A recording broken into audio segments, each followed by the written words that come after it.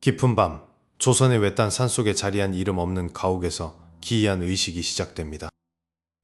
방 안쪽에는 낡고 거친 질감의 옹기, 항아리 하나가 덩그러니 놓여 있습니다. 이것은 평범한 항아리가 아니라 인간의 원한을 담아내는 그릇인 고독의 재단입니다. 전설에 따르면 고독은 온갖 독충들을 한 곳에 몰아넣는 것에서부터 시작됩니다. 술사는 지네와 정갈, 그리고 뱀과 거미를 닥치는 대로 잡아 항아리에 던져 넣습니다. 이제 이 좁은 항아리 속은 서로가 서로를 잡아먹어야 하는 지옥으로 변합니다. 어둠 속에서 오직 생존을 위한 처절한 싸움이 끝없이 반복됩니다. 강한 자가 약한 자를 뜯어먹고 그 독을 자신의 몸속으로 흡수하기 시작합니다. 시간이 흐를수록 항아리 안의 소음은 점차 잦아들고 오직 하나만이 살아남게 됩니다. 마지막까지 살아남은 그 생명체는 세상의 모든 독을 품은 결정체가 됩니다. 이것이 바로 고독이라 불리는 저주의 신이자 끔찍한 괴물의 탄생입니다. 술사는 이 괴물을 정성껏 모시며 누군가를 해치기 위한 도구로 사용합니다. 고독은 고대 중국에서 유래되어 한반도로 넘어온 아주 오래된 금기였습니다. 조선의 법전인 경국대전에서도 이 주술을 행하는 자는 엄벌에 처한다고 명시되어 있습니다. 국가체제를 위협할 수 있는 가장 사악한 범죄로 간주되었기 때문입니다. 하지만 법의 눈을 피해 고독의 불씨는 조선 팔도 곳곳으로 퍼져나갔습니다. 누군가는 재물을 얻기 위해 또 누군가는 원수를 죽이기 위해 이 금기를 깨뜨렸습니다. 고독의 힘을 빌린 저주는 보이지 않는 화살처럼 목표를 향해 날아갑니다. 그 저주의 방식은 지극히 평범하고 일상적인 행위 속에 숨어 있었습니다. 음식물에 섞여 들어간 고독의 독은 피해자의 몸 안에서 다시 살아납니다. 겉으로는 아무런 증상이 없지만 속에서는 끔찍한 변화가 일어나고 있는 것입니다. 함길도에 차가운 바람이 불던 그날, 한 남자가 운명적인 식사를 마쳤습니다. 그는 자신이 먹은 음식 속에 무엇이 담겨 있었는지 꿈에도 몰랐습니다. 항아리 속에서 탄생한 그 끔찍한 아기가 그의 혈관을 타고 흐르기 시작했습니다. 평범했던 일상은 순식간에 피와 비명으로 얼룩진 악몽으로 변할 준비를 마쳤습니다. 이제 우리는 이 잔혹한 주술이 실제로 벌어졌던 기록을 따라가 보려 합니다. 실록에 기록된 이 기이한 사건은 단순한 괴담이 아닌 국가적인 사건이었습니다. 함길도의 깊은 곳에서 시작된 이 저주의 파편은 어디까지 번져나갔을까요? 보이지 않는 적과의 싸움에서 조선의 백성들은 공포에 떨 수밖에 없었습니다. 항아리 속에서 살아남은 단 하나의 독은 이제 인간의 몸을 그릇 삼아 자라납니다. 남자의 뱃속에서 무언가가 꿈틀거리며 자리를 잡기 시작한 것은 그때부터였습니다. 타오르는 듯한 복통과 함께 그는 자신의 생명이 갉아먹히고 있음을 직감했습니다. 도대체 누가 어떤 목적으로 이런 끔찍한 일을 벌인 것일까요? 고독은 단순한 독이 아니라 인간의 가장 어두운 욕망이 빚어낸 결과물입니다. 원하는 독이 되고 그 독은 다시 생명을 얻어 저주가 되는 순환입니다. 이 주술의 끝에는 오직 파멸만이 기다리고 있을 뿐입니다. 이제 곧 함길도를 뒤흔들 거대한 비극의 서막이 오릅니다. 그의 입에서 터져나올 진실은 그 무엇보다 잔혹할 것입니다. 그의 뱃속에서 꿈틀대는 그것은 이미 세상 밖으로 나올 준비를 마쳤습니다. 과연 그는 이 지옥 같은 저주에서 살아남을 수 있을까요? 조선의 법전인 경국대전에는 고독을 행하는 자에 대한 무시무시한 기록이 담겨 있습니다.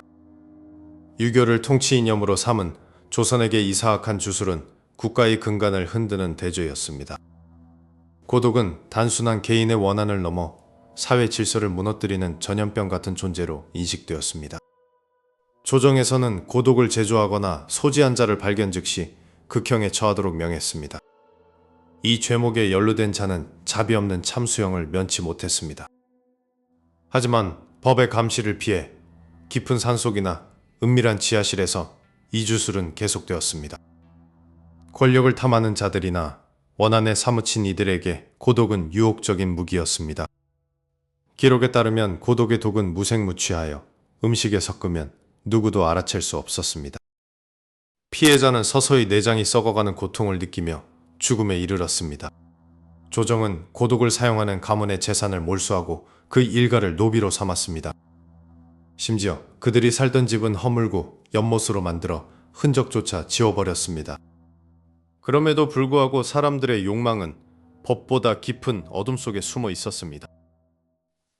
함길도는 유독 이런 기괴한 주술과 관련된 소문이 끊이지 않던 곳이었습니다. 척박한 땅과 거친 민심은 초자연적인 힘에 의지하게 만들었을지도 모릅니다. 관리들은 함길도의 집들을 수색하며 숨겨진 항아리가 있는지 감시를 게을리하지 않았습니다. 하지만 보이지 않는 곳에서 뱀의 눈동자는 여전히 번뜩이고 있었습니다. 국가가 정한 엄격한 율법도 인간의 뒤틀린 원한까지 막지는 못했습니다. 1400년대 초 함길도의 한 고을에서 마침내 금기된 문이 열리고 말았습니다. 아무도 예상하지 못한 끔찍한 사건의 서막이었습니다. 마을 사람들은 그저 평범한 하루가 지나가길 바랐을 뿐입니다. 그러나 어둠 속에서 들려오는 기분 나쁜 비늘의 마찰음이 들려왔습니다. 한 남자의 평화로웠던 저녁 식사가 악몽으로 변하는 순간이었습니다. 그의 뱃속에서 무언가 살아 움직이기 시작했습니다. 그것은 단순한 병이 아니었습니다.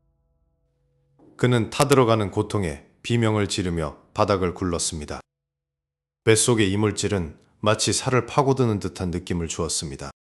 가족들은 어찌할 바를 몰라 그저 눈물만 흘리며 지켜보았습니다. 마을의 의원조차 이 기이한 증상에 고개를 가로저었습니다. 이것은 의술로 고칠 수 있는 영역이 아니었기 때문입니다. 무당들은 입을 모아 말했습니다. 이것은 고독의 저주라고. 관아에서는 이 소식을 듣고 즉시 조사관을 파견했습니다. 저주가 퍼지기 전에 근원을 찾아 뿌리 뽑아야 했기 때문입니다. 하지만 저주는 이미 남자의 몸 안에서 완전히 자리를 잡은 뒤였습니다. 남자의 눈동자는 점점 흐릿해지며 생기를 잃어갔습니다. 그가 마지막 힘을 짜내어 헛구역질을 하기 시작했습니다. 목구멍 깊은 곳에서 거친 숨소리와 함께 무언가 꿈틀대며 올라왔습니다. 지켜보던 사람들은 공포에 질려 뒷걸음질 쳤습니다. 이제 조선의 법전이 경고했던 그 끔찍한 실체가 세상 밖으로 나오려 합니다. 남자의 입이 기괴하게 벌어지며 검은 그림자가 비쳤습니다. 과연 그가 토해낸 것은 단순한 병의 증거일까요? 아니면 살아있는 악마일까요? 1400년대 초 조선의 북방 함길도는 차가운 바람과 함께 기이한 소문이 감도는 땅이었습니다. 이곳의 작은 마을에는 성실하게 땅을 일구며 살아가는 한 평범한 남자가 살고 있었습니다. 고된 하루 일과를 마친 그는 여느 때와 다름없이 저녁 식사를 준비하기 시작했습니다. 소박한 밥상 위에는 갓 지은 밥과 몇 가지 나물, 그리고 시원한 물 한 사발이 놓여 있었습니다. 시장기가 돌던 남자는 감사한 마음으로 수저를 들어 천천히 식사를 즐겼습니다. 그런데 마지막 물 한 모금을 마시는 순간 그는 목구멍을 타고 내려가는 기묘한 감각을 느꼈습니다. 무언가 미끈하고 살아있는 듯한 것이 식도를 비집고 들어가는 불쾌한 느낌이었습니다. 잠시 후 남자의 뱃속 깊은 곳에서부터 알 수 없는 요동이 치기 시작했습니다. 단순한 체증이라 생각하며 가슴을 두드려 보았지만 통증은 점점 더 예리해졌습니다. 위장에서 무엇인가가 날카로운 발톱으로 내벽을 긁어내리는 듯한 극심한 고통이었습니다. 남자는 바닥에 쓰러져 배를 움켜쥐고 고통스럽게 몸을 굴리기 시작했습니다. 그의 피부 아래에서는 마치 벌레가 기어다니는 듯한 기괴한 꿈틀거림이 보였습니다. 살려주게, 뱃속에 무언가 살아있네 라며 그는 허공을 향해 비명을 질렀습니다. 하지만 깊은 밤 그의 비명을 들어줄 이는 아무도 없었고 어둠만이 방 안을 가득 채웠습니다. 고통이 정점에 달하자 남자는 손톱이 깨질 정도로 바닥을 긁어댔습니다. 목구멍까지 차오르는 뜨거운 열기와 구역질에 그는 숨을 쉴 수가 없었습니다. 그의 눈은 충혈되었고 얼굴은 고통으로 인해 흉측하게 일그러져 갔습니다. 이것은 단순한 질병이 아니라 누군가의 검은 의도가 담긴 저주의 시작이었습니다. 함길도라는 척박한 땅에서 대체 누가 이런 잔혹한 일을 벌인 것일까요? 남자는 배를 부여잡고 벽에 머리를 부딪히며 잠시라도 고통을 잊어보려 애썼습니다. 뱃속에서는 무언가 차가운 비늘이 장기를 훑고 지나가는 듯한 소름 끼치는 감각이 이어졌습니다. 평생을 정직하게 살아온 그에게 왜 이런 끔찍한 시련이 닥친 것인지 알 길은 없었습니다. 그는 본능적으로 자신의 목숨이 얼마 남지 않았음을 직감하며 눈물을 흘렸습니다. 남자는 마지막 힘을 다해 방구석에 있던 약초 상자를 향해 기어갔습니다. 예전에 민간요법으로 들었던 독초를 먹어서라도 이 상황을 벗어나고 싶었습니다. 하지만 가슴을 조여오는 압박감에 그는 연신 헛구역질만 반복할 뿐이었습니다. 구역질을 할 때마다 입안에서는 비릿한 피 냄새와 함께 알 수 없는 점액질이 흘러나왔습니다. 제발, 제발 멈춰줘. 그는 신음하듯 낮은 목소리로 애원했습니다. 그의 뱃속에 자리 잡은 그것은 마치 비웃기라도 하듯 더 강하게 유동쳤습니다. 이 기이한 병새는 소문을 타고 함길도 관아의 귀에까지 들어가게 되었습니다. 마을 사람들은 남자의 집 근처조차 가기를 꺼리며 부정을 탈까 두려워했습니다. 남자는 기어코 바닥에 떨어진 마른 약초를 한 움큼 집어 입안으로 밀어 넣었습니다. 쓰디 쓴 약초의 맛이 혀를 자극했지만 그는 살기 위해 필사적으로 씹어 삼켰습니다. 약효가 퍼지기를 기다리는 동안 방 안에는 오직 그의 거친 숨소리만이 울려 퍼졌습니다. 돌연 그의 뱃속에서 무언가 거칠게 거슬러 올라오는 강력한 요동이 느껴졌습니다. 그것은 식도를 타고 올라와 목구멍을 찢을 듯한 기세로 터져나오려 했습니다. 남자는 왈칵 쏟아지는 뜨거운 액체를 느끼며 바닥으로 머리를 떨구었습니다. 그가 토해낸 것은 단순한 음식물이나 피가 아니었습니다. 어둠 속에서 번뜩이는 차가운 눈동자가 그를 올려다보고 있었습니다. 한 마리가 아니었습니다. 뒤이어 꿈틀거리는 긴 몸체들이 남자의 입술 사이를 비집고 나오기 시작했습니다. 남자는 자신의 눈앞에서 벌어지는 이 믿기지 않는 광경에 정신을 잃어갔습니다.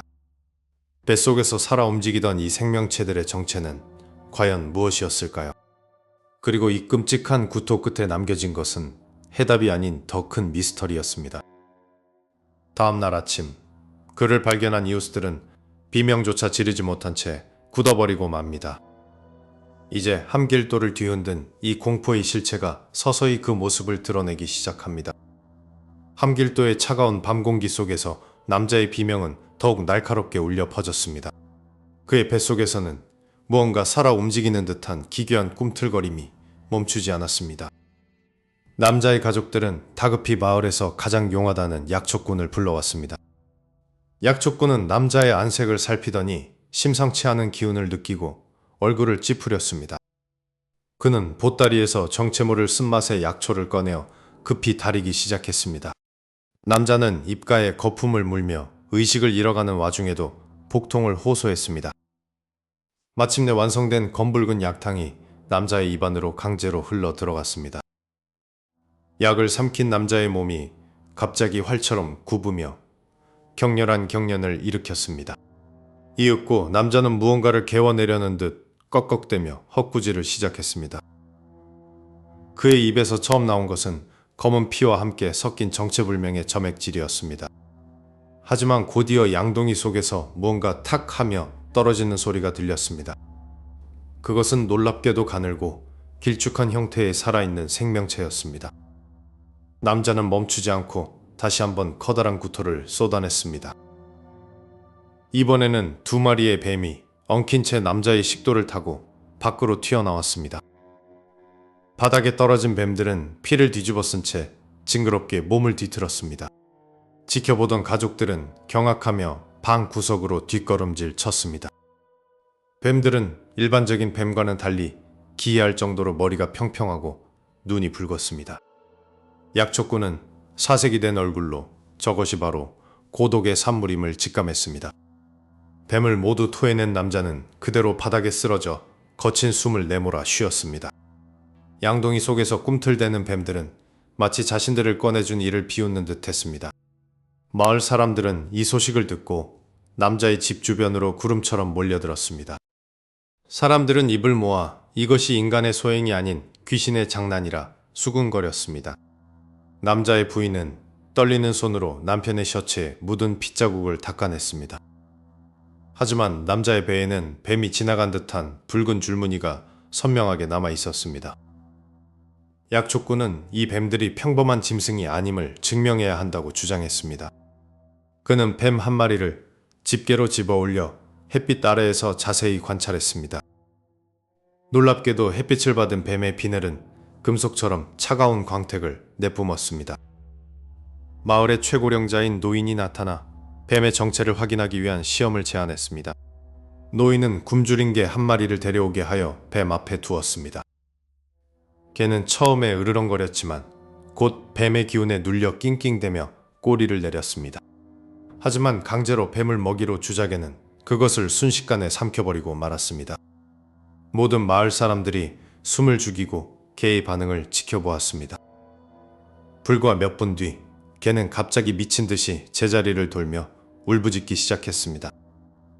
개의 눈에서 검은 피가 흘러나오더니 그대로 땅에 쓰러져 사지를 떨었습니다. 개가 숨을 거두자마자 개의 배가 기이하게 부풀어 오르기 시작했습니다. 지켜보던 한 사내가 용기를 내어 개의 배를 칼로 갈랐습니다. 사체 안에서는 죽은 줄 알았던 뱀들이 여전히 살아 움직이며 튀어나왔습니다. 이 뱀들은 죽지 않는 불멸의 저주가 깃든 존재임이 확실해졌습니다. 이제 이 끔찍한 사태는 일개 마을의 문제를 넘어 관아의 귀에까지 들어갔습니다. 하지만 뱀이 나온 것은 시작일 뿐 더 거대한 어둠의 음모가 그들을 기다리고 있었습니다. 바닥에서 꿈틀거리는 검은 생명체들은 방금 전까지 인간의 뱃속에 있었다는 사실을 믿기 힘들게 만들었습니다. 남자는 구석에 몸을 웅크린 채 자신이 토해낸 괴물들을 넋이 나간 표정으로 바라보았습니다. 모여든 마을 사람들은 이것이 단순한 기생충인지 아니면 사악한 요물인지 확인해야 한다고 입을 모았습니다. 마당 한 구석에서 굶주린 채 묶여있던 노란 개 한 마리가 실험의 대상으로 선택되었습니다. 마을의 한 장정은 긴 젓가락을 이용해 바닥에서 꿈틀대는 뱀 한 마리를 집어 올렸습니다. 뱀은 허공에서 몸을 비틀며 마치 자신에게 닥칠 일을 아는 듯 날카로운 소리를 내는 것처럼 보였습니다. 장정은 개에게 다가가 억지로 입을 벌리게 한 뒤 그 속에 살아있는 뱀을 밀어 넣었습니다. 개는 본능적으로 그것을 삼켰고 잠시 동안 마당에는 정적이 흘렀습니다. 처음 몇 분 동안 개는 아무런 이상 증세 없이 꼬리를 흔들며 주변을 살폈습니다. 이를 지켜보던 사람들은 그저 우연히 남자의 뱃속에 들어갔던 평범한 뱀일지도 모른다고 생각하기 시작했습니다. 하지만 갑자기 개의 눈빛이 기괴하게 변하며 온몸을 부르르 떨기 시작했습니다. 개는 마치 뱃속에서 무언가가 찢어발기는 듯한 고통을 느끼며 비명을 질렀습니다. 개의 배가 기이하게 불룩해지더니 피부 위로 무언가 꿈틀거리는 형체가 드러났습니다. 비명 소리는 이내 꺽꺽거리는 기괴한 소리로 바뀌었고 개의 입에서는 검은 거품이 쏟아졌습니다. 불과 반 시즌도 지나지 않아 개는 사지를 비틀며 마당 바닥에 쓰러져 숨을 거두었습니다. 죽은 개의 사체는 순식간에 차갑게 식어갔지만 그 뱃속만큼은 여전히 뜨거운 생명력이 요동치고 있었습니다. 마을 어른 중 한 명이 떨리는 손으로 칼을 가져와 개의 배를 갈라 확인해 보기로 했습니다. 칼날이 사체를 가르는 순간 주변을 가득 채운 것은 비릿한 피냄새와 소름 끼치는 침묵뿐이었습니다. 놀랍게도 개의 내장은 마치 산에 녹아내린 듯 흐물흐물해져 있었고 그 틈 사이로 무언가 튀어나왔습니다. 죽은 개의 심장 옆에서 몸을 떨리 틀고 있던 것은 바로 아까 개가 삼켰던 그 검은 뱀이었습니다. 뱀은 개의 위산에도 전혀 녹지 않았을 뿐만 아니라 오히려 아까보다 몸집이 더 커져 있었습니다. 뱀은 유유히 피웅덩이를 헤쳐나오며 자신을 지켜보는 인간들을 비웃듯 혀를 낼름거렸습니다. 사람들은 비명을 지르며 뒤로 물러났고 이것이 자연적인 생물이 아님을 직감했습니다. 마을의 최고령 노인은 창백한 얼굴로 이것이 전설로만 듣던 고독의 저주일지도 모른다고 중얼거렸습니다. 고독이란 수백 마리의 독충을 항아리에 넣고 서로 잡아먹게 하여 살아남은 최후의 하나로 만드는 금단의 주술입니다. 그렇게 탄생한 생물은 단순한 동물이 아니라 주인의 원한을 품고 대상의 내장을 파먹는 악귀가 됩니다. 남자의 배에서 나온 뱀은 바로 누군가에 의해 설계된 살아있는 저주 그 자체였던 것입니다. 마을 사람들은 당장 이 요물을 불태워 없애야 한다며 집더미를 가져와 뱀을 에워쌌습니다. 횃불이 던져지자 거대한 불길이 솟구치며 어두운 밤하늘을 붉게 물들였습니다. 불길 속에서 뱀은 타 죽어가는 소리가 아니라 마치 사람의 웃음소리와 같은 기괴한 파차름을 내뱉었습니다. 불꽃이 사그라들고 남은 것은 검은 재뿐이었지만 사람들의 마음속에 깃든 공포는 사라지지 않았습니다. 남자는 자신의 몸 안에 아직도 다른 뱀들이 남아있을지 모른다는 생각에 사지가 떨려왔습니다. 이 사건은 곧 함길도 전체로 퍼져나갔고 관아의 포교들이 조사를 위해 파견되었습니다. 관리들은 남자가 먹었던 음식의 출처와 그날 만났던 사람들을 낱낱이 기록하기 시작했습니다. 하지만 남자는 그날 그저 평소와 다름없는 식사를 했을 뿐이며 원한을 살만한 일도 없었다고 증언했습니다. 조사가 진행될수록 이 사건이 단순한 중독 사고가 아닌 누군가의 치밀한 계획임을 암시하는 단서들이 발견되었습니다. 누군가 의도적으로 이 마을에 고독을 퍼뜨리려 한다는 흉흉한 소문이 돌기 시작했습니다. 그날 밤 조사를 하던 관리 중 한 명이 자신의 방에서 원인 모를 복통을 호소하며 쓰러졌습니다. 그의 입가에서도 개가 죽기 직전에 보였던 것과 똑같은 검은 거품이 흘러나오기 시작했습니다. 하지만 더 충격적인 것은 불타 없어진 줄 알았던 검은 뱀의 흔적이 그의 방 문턱에서 다시 발견된 것이었습니다. 문턱에 남겨진 기괴한 흔적은 곧장 함길도 관아의 포졸들을 불러들였습니다. 사태의 심각성을 인지한 사또는 마을 전체에 대한 봉쇄령을 내렸습니다. 수사관들은 가장 먼저 피해자가 식사를 했던 장소를 샅샅이 뒤지기 시작했습니다. 하지만 부엌 어디에서도 독초나 독성 물질의 흔적은 나오지 않았습니다. 그때 한 포졸이 방구석 천장 틈새에서 삐져나온 낡은 종이 한 장을 발견했습니다.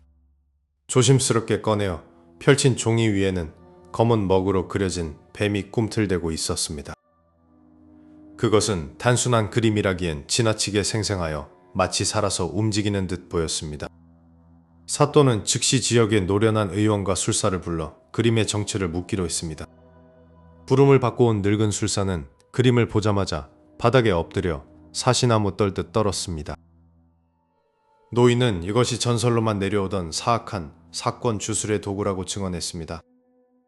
사권이란 뱀의 기운을 종이에 가둔 뒤 이를 태워 가루를 먹이는 끔찍한 암살법이었습니다. 종이가 타서 재가 되는 순간 그림 속의 뱀은 실체가 없는 영적인 독으로 변합니다. 이 독이 사람의 몸속으로 들어가면 다시 살아있는 생명체로 자라나 내장을 파먹는 것입니다. 관아는 즉시 마을 내의 모든 종이 판매점과 서화가들을 조사하도록 명령했습니다. 범인이 이 그림을 직접 그렸거나 누군가에게 의뢰했을 것이 분명했기 때문입니다. 그러나 마을의 어느 화공도 그런 기괴한 뱀을 그린 적이 없다고 부인했습니다. 수사가 난항에 빠지려던 찰나 피해자의 집 근처 우물에서 또 다른 흔적이 발견되었습니다. 우물가 바닥에는 종이를 태우고 남은 듯한 검은 재가 수북이 쌓여 있었습니다. 놀랍게도 그 재 사이에서 아직 타지 않은 뱀의 머리 부분 그림 조각이 발견되었습니다. 사또는 이 범죄가 단순한 개인의 원한이 아닌 조직적인 주술 집단의 소행임을 직감했습니다. 즉시 함길도 내의 모든 무당과 점술가들의 명단을 확보하라는 엄명이 떨어졌습니다. 마을 사람들은 자신들도 저주에 걸릴까 두려워 집 밖으로 나오지 않았습니다. 정적이 흐르는 마을 위로 불길한 까마귀 울음소리만이 울려 퍼졌습니다. 수색대는 산속 깊은 곳에 은거하던 한 이름 없는 여인의 거처를 습격했습니다. 그곳에는 수백 권의 고서와 함께 정체를 알 수 없는 항아리들이 가득했습니다. 방 한가운데 놓인 커다란 가마솥 안에서는 뱀의 허물들이 끓고 있었습니다. 현장에서 체포된 여인은 기괴한 웃음을 지으며 아무런 말도 하지 않았습니다. 그녀의 소지품을 조사하던 중 관아의 인장이 찍힌 비밀 서신이 발견되었습니다. 그것은 이 저주가 일개 주술사의 단독 범행이 아님을 암시하는 결정적인 증거였습니다. 사또는 이 여인을 당장 지하 감옥으로 압송하여 직접 신문하기로 했습니다. 감옥으로 향하는 길에 여인은 계속해서 알 수 없는 주문을 중얼거렸습니다. 그녀의 입술 사이로 가느다란 검은 연기가 뿜어져 나오는 것을 포졸들이 목격했습니다. 겁에 질린 포졸들은 그녀와 거리를 둔 채 창끝으로만 그녀를 몰아세웠습니다. 관아의 신문실에 도착한 그녀는 고문을 앞두고도 여유로운 표정을 지었습니다. 사또는 그녀에게 누구의 명을 받고 이런 끔찍한 짓을 저질렀는지 물었습니다. 그녀는 답 대신 품속에 숨겨두었던 마지막 종이 조각을 입으로 삼켜버렸습니다. 순간 그녀의 목 주위로 핏줄이 뱀처럼 툭 붉어져 나오며 고통스럽게 비틀거렸습니다. 주술의 힘이 그녀의 몸을 잠식하며 방 안은 차가운 냉기로 가득 찼습니다. 당황한 사또가 뒤로 물러서자 감옥 밖에서 수많은 뱀들이 기어들어오기 시작했습니다. 하지만 더 충격적인 것은 그녀의 입에서 나온 목소리가 그녀의 것이 아닌 마을 고울 수령의 목소리였다는 사실입니다. 여인의 입에서 터져나온 수령의 목소리는 취조실 안의 모든 공기를 순식간에 얼어붙게 만들었습니다. 관아의 병졸들은 공포에 질려 뒷걸음질 쳤고 수령은 자신의 목소리를 흉내내는 죄인을 보며 얼굴이 하얗게 질렸습니다. 즉시 함길도 전역의 명을 내려 주술을 부린다고 의심되는 모든 술사들을 남김없이 잡아들이라는 어명이 떨어졌습니다. 깊은 밤 함길도의 어두운 골목마다 횃불을 든 관군들이 들이닥치기 시작했습니다. 집안에 숨어있던 이름 모를 노인들과 기이한 부적을 지닌 자들이 줄줄이 포박되어 끌려 나왔습니다. 싸늘한 감옥 안은 억울함을 호소하는 통곡 소리와 저주 섞인 주문 소리로 가득 찼습니다. 수령은 이 괴이한 사건의 실체를 밝히기 위해 직접 신문장에 앉아 술사들을 노려보았습니다. 뱀 그림이 그려진 종이를 들이밀며 누구의 수작인지 밝히라고 고함쳤지만 돌아오는 것은 침묵뿐이었습니다. 첫 번째, 술사가 줄이 틀기를 당하며 비명을 질렀으나 그는 오직 모른다는 말만 반복할 뿐이었습니다. 하지만 그의 입가에서는 고통 속에서도 기이한 미소가 번지고 있었습니다. 신문이 길어질수록 진실은 밝혀지기는커녕 미궁 속으로 더욱 깊이 빠져들었습니다. 수령은 자신의 권위가 무너지는 것을 느끼며 더욱 가혹한 고문을 명령했습니다. 그때 감옥 깊은 곳에서 정체불명의 휘파람 소리가 들려오기 시작했습니다. 휘파람 소리가 들릴 때마다 감옥 안의 촛불들이 하나둘씩 힘없이 꺼져갔습니다. 수감된 술사들 중 한 명이 갑자기 자신의 혀를 깨물고 바닥에 쓰러졌습니다. 옥졸들이 달려가 그를 살리려 했으나 이미 그의 눈동자는 초점을 잃은 뒤였습니다. 놀랍게도 쓰러진 그의 등 위로 수십 마리의 지네들이 기어나오고 있었습니다. 죽음은 전염병처럼 다른 술사들에게도 번지기 시작했습니다. 어떤 이는 벽에 머리를 들이받았고 어떤 이는 자신의 옷을 찢어 목을 메었습니다. 이튿날 아침 관아는 수많은 시신들로 인해 거대한 무덤처럼 변해버렸습니다. 수령은 이 비극적인 집단 자결의 배후에 더 거대한 어둠이 있음을 직감했습니다. 시신들을 수습하던 도중 자결한 한 술사의 손바닥에서 기묘한 표식이 발견되었습니다. 그것은 고대에 금기된 주술인 고독을 완성한 자만이 새길 수 있는 뱀의 머리 형상이었습니다. 함길도 백성들 사이에서는 죽은 술사들이 원혼이 되어 돌아올 것이라는 흉흉한 소문이 돌았습니다. 밤마다 관아의 담장 너머로 누군가 흐느끼는 소리가 들린다는 목격담이 잇따랐습니다. 심지어 옥졸들조차 공포에 질려 야간 보초를 서기를 거부하는 사태까지 벌어졌습니다. 수령은 이 모든 현상이 단순한 미신이 아닌 계획된 술책이라 믿고 조사를 강행했습니다. 하지만 그가 찾아낸 기록 어디에도 살아있는 뱀을 다루는 법은 나와 있지 않았습니다. 어느 날 밤 자결한 술사들이 묻힌 무덤가가 누군가에 의해 파헤쳐졌습니다. 무덤 안에는 시신 대신 수천 마리의 뱀, 허물만이 가득 차 있었습니다. 사라진 시신들은 어디로 갔으며 누가 이런 기괴한 짓을 벌인 것일까요? 마을 우물에서는 물 대신 핏빛 액체가 흘러나오기 시작하며 재앙의 전조를 알렸습니다. 억울하게 죽은 자들의 원한이 함길도 전체를 잠식해가고 있었습니다. 수령은 마지막 희망을 걸고 한양에 서신을 보내 실력 있는 법사를 보내달라 요청했습니다. 하지만 한양으로 향하던 전령들은 길목에서 모두 의문의 죽음을 맞이했습니다. 이제 함길도는 외부와 완전히 단절된 채 저주의 섬처럼 변해가고 있었습니다.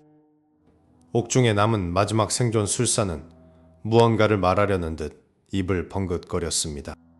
수령이 그의 말을 듣기 위해 가까이 다가가는 순간 술사의 눈이 뒤집혔습니다. 술사의 입에서 나온 말은 사람이 아닌 뱀의 쉬쉬거리는 소리뿐이었습니다. 그리고 그 순간 수령의 발밑에서 수백 마리의 새끼뱀들이 그의 다리를 타고 오르기 시작했습니다. 수령의 다리를 타고 오르는 수많은 뱀의 형상은 마치 환각처럼 순식간에 시야에서 사라졌습니다. 술사들이 자결한 옥사 안에는 오직 싸늘하게 식어버린 시체들과 기분 나쁜 침묵만이 감돌았습니다. 함길도 도절제사는 이 기괴하고도 참혹한 사건의 전말을 상세히 기록하여 한양으로 급히 파수했습니다. 며칠 후 세종대왕의 어전에 도달한 상소문에는 뱀이 인간의 몸을 갉아먹었다는 믿기 힘든 내용이 가득했습니다. 젊은 시절의 세종은 이 보고를 받고 깊은 고뇌에 빠져 한참 동안 말문을 열지 못했습니다. 왕은 백성들을 현혹하고 살상을 초래하는 고독의 풍습을 뿌리 뽑기 위해 엄중한 어명을 내렸습니다. 조선의 법전인 경국대전에는 고독을 부리는 자와 그 가족까지 연좌제로 다스리라는 서슬퍼런 조항이 새겨졌습니다. 하지만 주모자들이 모두 죽어버린 함길도의 사건은 결국 배후를 밝히지 못한 채 미궁으로 빠졌습니다. 사람들은 여전히 밤마다 숲속 항아리에서 들려오는 정체 모를 긁는 소리에 가슴을 졸여야 했습니다. 뱃속에서 뱀을 토해냈던 가여운 남자는 결국 기력을 회복하지 못하고 세상을 떠나고 말았습니다. 그의 장례식 날 무덤 주변에서는 수백 마리의 작은 뱀들이 무리를 지어 이동하는 기이한 광경이 목격되었습니다. 기록에 따르면 고독은 단순한 미신이 아니라 인간의 가장 어두운 원한을 동력으로 삼는 주술입니다. 증오가 깊어질수록 항아리 속의 동물들은 더욱 잔인하게 서로를 물어뜯으며 마지막 하나로 남게 됩니다. 그 마지막 생존자가 바로 고독이며 그것을 먹인 자는 상대를 서서히 죽음으로 몰아넣는 힘을 얻습니다. 세종실록에 기록된 이 사건은 인간의 마음이 얼마나 무서운 무기가 될 수 있는지를 경고하고 있습니다. 권력과 시기심 때문에 이웃을 저주했던 자들은 결국 자신들도 저주의 굴레에서 벗어나지 못했습니다. 함길도의 산처는 고요해졌지만 뱀의 그림자가 완전히 사라진 것은 아니었습니다. 수백 년이 지난 지금도 일부 외딴 지역에서는 항아리를 땅에 묻는 행위 자체가 금기시되기도 합니다. 전문가들은 고독이 단순한 생물학적 독이 아닌 심리적 공포를 극대화한 주술적 장치라고 분석합니다. 이제 함길도의 그 남자가 겪었던 고통은 역사의 한 페이지로 남게 되었습니다. 하지만 우리는 자문해 보아야 합니다. 진정으로 무서운 것은 항아리 속의 뱀이었을까요? 아니면 누군가를 죽이고 싶어 했던 인간의 마음이었을까요? 세종대왕은 사건의 종결을 선언하며 이 일을 기록에 남겨 후세의 경계로 삼게 했습니다. 고독의 저주는 그렇게 조선의 역사 속으로 깊이 매장되었습니다. 바람이 부는 날이면 함길도의 숲에서는 여전히 뱀의 비늘이 스치는 소리가 들린다는 전설이 전해집니다. 미스터리는 풀리지 않았지만 그 잔혹함에 대한 기억은 법과 도덕의 이름으로 억눌려 왔습니다. 드디어 길었던 함길도의 뱀 저주 소동은 공식적으로 막을 내립니다. 왕의 통치 아래 세상은 다시 질서를 찾았고 백성들은 평온한 일상으로 돌아갔습니다. 그러나 어두운 곳에 숨겨진 항아리들이 모두 파괴된 것은 아니었습니다. 누군가의 원한이 다시 타오를 때 고독의 항아리는 다시 열릴지도 모릅니다. 이것은 단지 과거의 이야기가 아니라 인간 본성에 내재된 어두운 거울에 대한 기록입니다. 우리는 이제 이 비극적인 미스테리를 역사의 뒤안길로 보내주려 합니다. 함길도에서 발견된 뱀 그림 종이는 모두 불태워져 재가 되어 흩어졌습니다. 죽은 이들의 넋을 기리는 제사가 올려지며 마을의 부정한 기운도 씻겨 내려갔습니다. 세종대왕은 이 기록의 마지막 장에 정의로운 마음만이 독을 이긴다는 문구를 남겼습니다. 하지만 여전히 풀리지 않는 의문은 뱀 3마리의 행방입니다. 그것들은 정말 죽었을까요? 아니면 우리 곁 어딘가에 숨어 또 다른 원한을 기다리고 있을까요? 역사적 진실은 시간의 모래 속에 묻혔지만 그 서늘한 교훈만큼은 선명하게 남았습니다. 이제 조선 미스테리, 뱀의 저주 고독에 관한 이야기를 마칩니다. 당신의 마음속에는 어떤 항아리가 자라고 있습니까?